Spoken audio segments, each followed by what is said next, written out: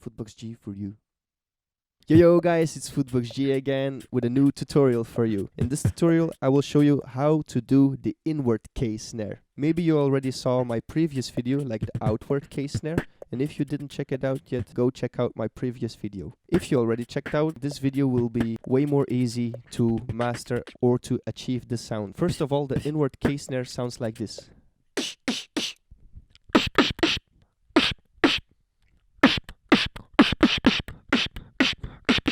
That's the inward K snare. And here's the tutorial how to do it. If you already checked out how to do the inward K snare, I can give you first this tutorial, so it will be way more easy. So first of all, you try to breathe out on the onward K position that you had. So first what you do, you put the top of your tongue on the top of your mouth and you do this.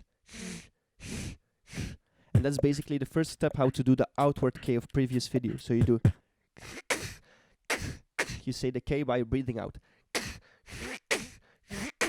Like this. But to have the inward K sound, you try to reverse the whole technique. So what you do, you put the top of your tongue on the top of your mouth, like this, and you breathe out.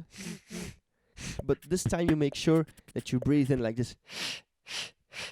And instead of doing outward, you do it in the inward way, like this. Outward K is like this. Inward K is the reversed technique.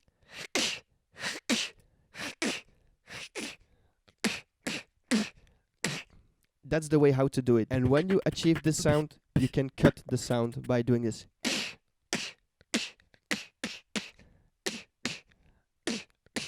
This sound is actually for most of the people hard to learn in the beginning, but once that you achieve this sound with these steps, you will be able to do a lot of things with it, for sure. So guys, I hope you liked the tutorial video. Don't forget to train the sound day by day, because this is one of the most important sounds in the beatbox world. Don't forget that. Keep training, keep practicing, and see you next video.